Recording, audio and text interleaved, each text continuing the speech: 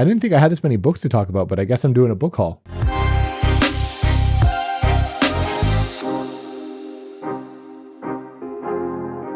Hey guys, welcome back to the channel. My name's Theo. Thanks for hanging out. I have a couple books that I've acquired over the last little while, and I kind of wanted to share them with you. So without further ado, we'll go ahead and get into it. I didn't realize I acquired so many, but they piled up on my shelf, and here we are. The first one was sent to me by a really good friend of mine. You know who you are. I really appreciate it. That was Boy's Life by Robert McCammon. I keep hearing so much hype about Robert McCammon. I'm very close to starting Swan Song very soon. I was kind of peer pressured to start that one by the Grimoire crew. RJ, Baron, and Alex are all like, you know what, let's just rearrange our TBR a little bit and fit that one in all together. And so that's what we're reading right now. I have the ebook of that one. I also have the audiobook, and now I have the physical of Boy's Life. So I have both of those. Those are obviously the two that are continuously hyped by everybody that I know, and people speak so highly of both of these, and they say that if you're going to break your TBR for a book, you know, one of these are a very good choice. So I can't wait to read Swan Song, and I'll circle back and probably read Boy's Life closer to the end of the year, I would think, because I'm very excited to try a little bit more. I know that I'm going to enjoy Robert McCammon, and I know that this is going to be a hit with me, just based on what it's about. It's definitely a coming of age. There's a bit of a mystery to it. I don't know much about Swan Song other than it's a bit of an apocalyptic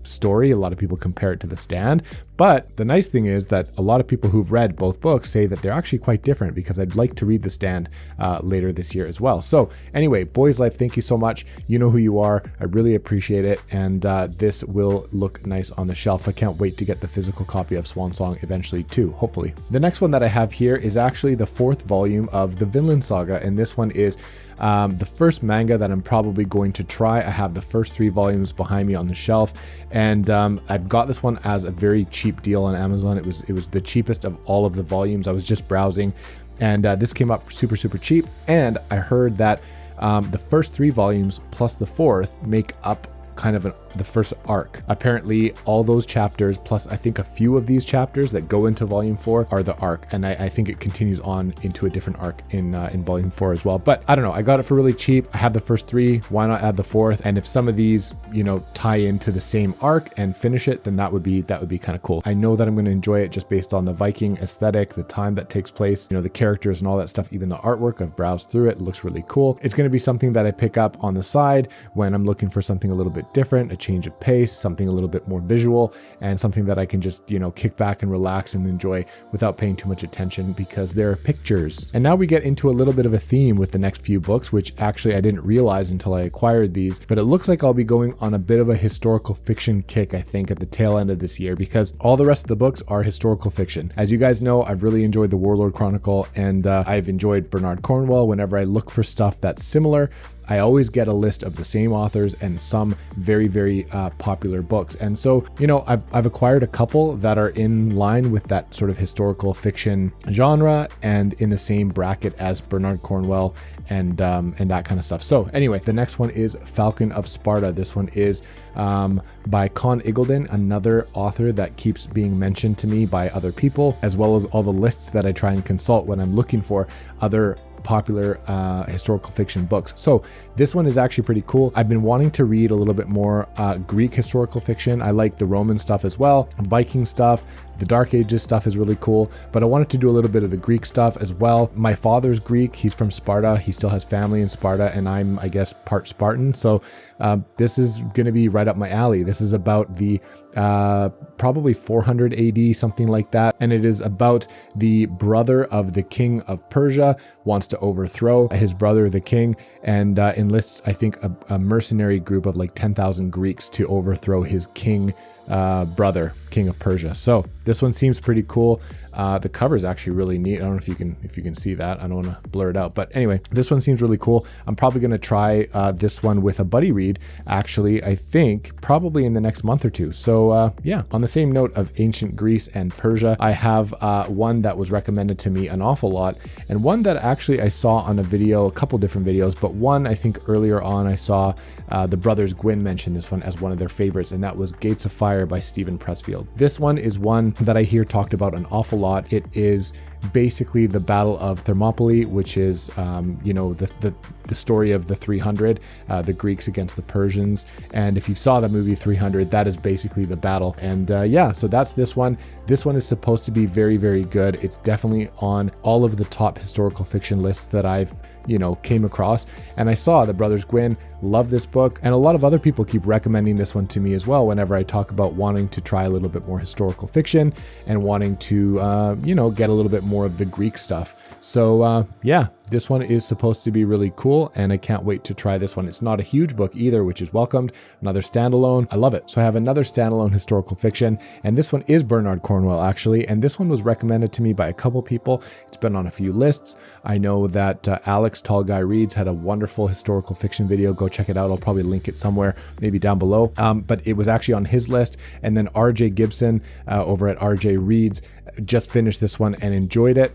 This is what I think that the movie The King was based on, with Timothy Chalamet and Robert Pattinson. And the book is called Agincourt or Agincourt, depending on what version you have. But yeah, it is basically the Battle of Agincourt that took place in the 1400s. I think it was one of the battles during the 100-Year War between the English and the French. I'm terrible with history, which is why I'm kind of digging historical fiction lately, so forgive me if I got something wrong. But yeah, Battle of Agincourt, the English and the French, King Henry V, basically one of the battles, if not the deciding battle in that 100-Year War that is quite famous. So yeah, this one is supposed to be awesome. The cover is really, really cool. I got this nice hardcover edition. It's actually quite a small book too, so it's not, these are all kind of regular, normal people size, not fantasy size standalones. And so yeah, these are great. I'm probably not going to prioritize this one. I'm probably going to dig into some other historical fiction authors and stuff before I get back to Bernard Cornwell, but I'm really excited to have picked this one up, and it looks nice on the shelf. And can't wait to try it at some point. The next two are by an author that I've been wanting to check out. I read a novella by this author called Hellmouth, and I was extremely impressed with it. That novella made me go out and buy a trilogy, a Viking trilogy called The Rise of Sigurd, that trilogy by this author as well. I haven't read those yet, but I want to very soon. They're actually all quite small. They're like 300 to 350 pages, which is such a nice change from the normal stuff that I read. And then I went out and bought these ones. This is Camelot and Lancelot. These are, of course, by Giles Christian, which is the author of all the books I just mentioned, obviously. Covers, first of all, they're gorgeous, I think. And these, again, they're not huge. I think they're, 400. Let me just see. I wonder how big these are. 400 pages, 450 pages, not very big at all. Yeah, they look incredible. They are a different take on the Arthurian legend. This is obviously focused around Lancelot. And from what I'm told, it'll be kind of a fun contrast between the Lancelot character in these books versus the Lancelot in Bernard Cornwell's The Warlord Chronicles. So that is, if you know anything, and Alan will be the first to tell you, that Lancelot is just trash. He's just the worst person. So it'll be a very interesting contrast to read about Lancelot in these books. So yeah, I can't wait to try more Giles Christian. His writing resonated with me. It clicked with me. It was just awesome. What he did in the novella Hellmouth was extremely impressive. I really enjoyed that. I think it was probably a 5-star. If not, it was a 4.5 star. I just really enjoyed it. So I picked up a bunch of his books. I was on an Arthur kick with the Warlord Chronicles, so I picked up these ones too. I can't wait. So anyway, that is whoops, I totally missed one. Hang on. Here we go. Upgrade by Blake Crouch. I totally got this one too on release day, July 12th. I'm currently reading it. And you probably would have seen this on my previous video, but yeah, I'm hoping to finish this in the next probably day or two. Blake Crouch has become one of my favorite authors, if you don't already know. I just wanted to be part of the discussion around release time, probably do a review and kind of, be on that train of enjoying an author's release when it comes out, because I haven't really read a whole lot of books around release day. So this is going to be one of the few that I've jumped on right away, and I can't wait. I'm flying through it. I'm really enjoying it so far. And hopefully we'll get a review out at some point.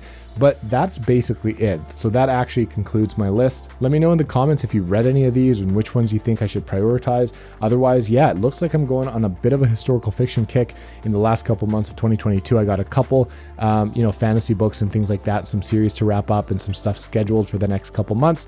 But I'm definitely going to start sliding these in. I have a couple of these already scheduled, and I can't wait to dip my toes into more historical fiction. I think it's a genre that I'm really going to enjoy. So I'm going to branch out a little bit bit. I'm going to do a little bit of Robert McCammon. I'm going to do a little bit more Stephen King, bring in a little bit of thrillers and more horror and that kind of stuff as well. I have a lot on the shelf that I can choose from in different genres whenever the mood strikes, and it seems like I'm going to have a busy couple months. So that's it for me, guys. Let me know what you think, and I'll probably catch you guys on the next one.